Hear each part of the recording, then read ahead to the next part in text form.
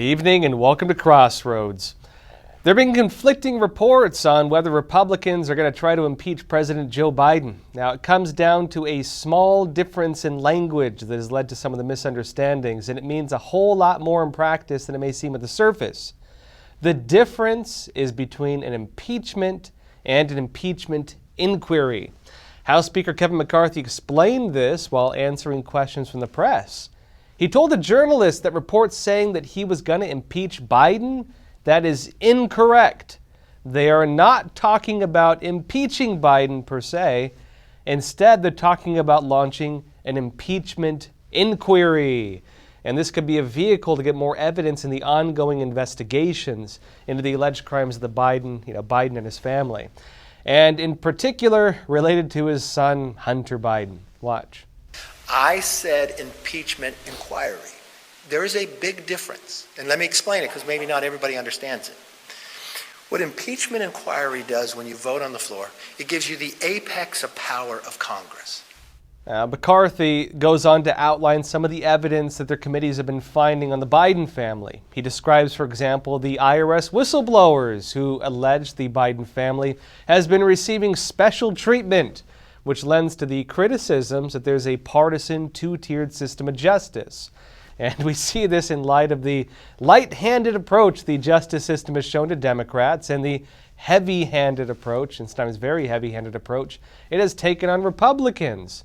He said that while Biden claims he was unaware of the dealings of his son, Hunter, that evidence suggests otherwise. He noted there were shell companies, there were text messages, there is a mounting body of evidence that just plain old doesn't look so good for either Biden or for the Department of Justice, notably. And in context of this mounting evidence and the concerning belief that the DOJ, the Justice Department, may even be covering for Biden, McCarthy said that an impeachment inquiry is a needed tool to further this investigation. Watch. If they do not provide the information we need, then we would go to an impeachment inquiry.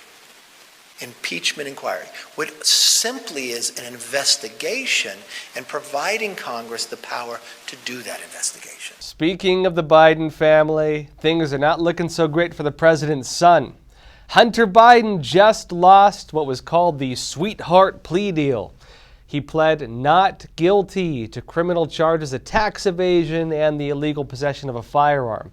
And the context of why he decided to plead not guilty instead of taking the plea deal and saying guilty ties to the possibility that he'll face other charges in ongoing investigations, and also to new findings that the Department of Justice, interestingly, appears to have attempted to grant him that sweetheart deal with a provision that notably even surprised the judge. Apparently, they expected the plea deal to grant Hunter Biden blanket immunity, including for future charges. Now, the judge denied him this immunity, and a wave of shock allegedly went through the courtroom with audible gasps. Now, look, it appears that even the prospect of a presidential pardon is off the table. Joe Biden is not going to come to Hunter's rescue. At least, that's what the White House is saying. Watch. I know you said not a lot's changed since yesterday and that it's a personal matter, but from a presidential perspective, is there any possibility that the president would end up pardoning his son? No. Well, I just said no. I just answered. Go ahead. Now, aside from McCarthy suggesting the use of an impeachment inquiry to delve deeper with their investigation, whistleblowers and witnesses are coming forward as well. In fact, the next chapter could involve schemes for foreign influence in terms of what we're finding. Hunter's former friend and business associate, Devin Archer, is set to testify before the House Oversight Committee.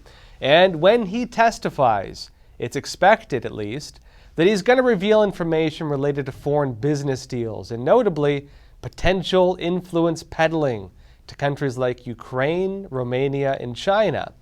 And of course, suspicions that Joe Biden's tied in as well. We'll see.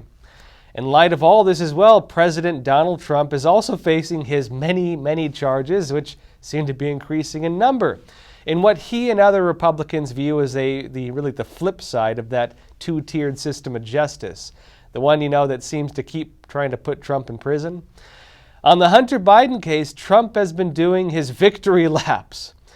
And look, speaking of Trump, he just got hit with even more charges, lo and behold. This time it's process crimes, more process crimes, because there were others as well. And these new ones are related to the raid on Mar-a-Lago. The Justice Department is now accusing Donald Trump of trying to delete surveillance footage at his Florida home in an indictment tied to the classified documents case. And, yet again, here we are. So far, it looks like the charges are actually ironically improving his polling with voters. And Republicans, notably, are largely sticking by him and also coming to his defense, in fact. Here's Senator Josh Hawley on Fox News talking about the treatment of Trump. It's so brazen right now what they're doing. It is really a subversion of the rule of law. I mean, they're taking the rule of law, turning it on its head. And Lord, we cannot allow this to stand.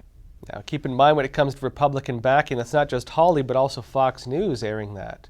And Hawley noted that Trump and others have really said as well, that the charges appear to be timed, well-timed, with what? Well, the broadening of the case against Hunter Biden. Watch. Is it any coincidence that the DOJ rushes to add these new indictments today after the Hunter debacle, after their own self-dealing and two-timing is exposed, after they tried to hide from us the true extent of this plea deal? Over on Truth Social, Trump's personal platform, Trump is alleging that the charges against him amount to election fraud, which he's been saying for a while now, and that the lack of charges against the other side on the Democrats amount to a weaponization of the justice system. Our values are being assaulted every day by lies the mainstream media perpetuate, and it's put our country at the edge of a knife, with no one really knowing whether or not we're going to make it.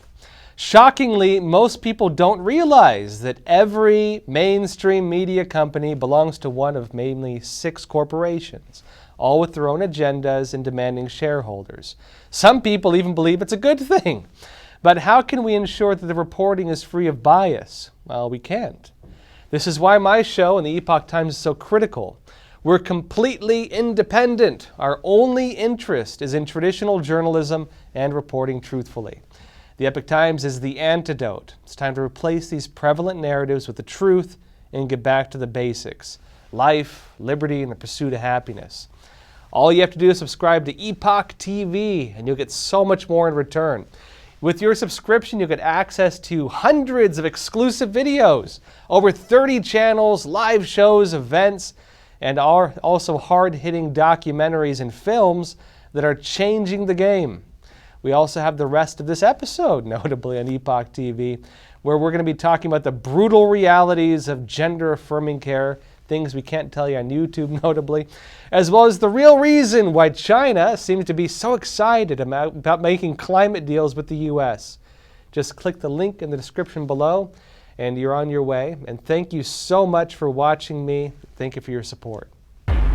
People from 160 countries illegally cross the U.S.-Mexico border and give themselves up to Border Patrol. But what about the ones who evade Border Patrol? These are known as the Gotaways. You can safely assume that anybody that went through the extra effort to avoid U.S. Border Patrol was not an asylum seeker by default. It may not be today, it may not be tomorrow, but somewhere down the road, if somebody rapes and kills somebody, and we find out that they came through here on my watch, that's unacceptable. These men had surrounded my house. They were banging on my back door.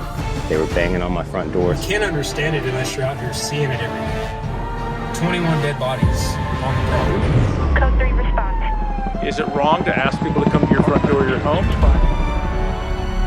Then why would it be wrong to ask people to come to the front door of our nation? Their primary goal is to circumvent the checkpoints, go undetected. People that do not want to surrender, those are going to do the potential terrorists, the criminals, the real threat to the U.S. We were hoping the federal government would step in and do something, but they didn't. We have no clue who they are or where they're going.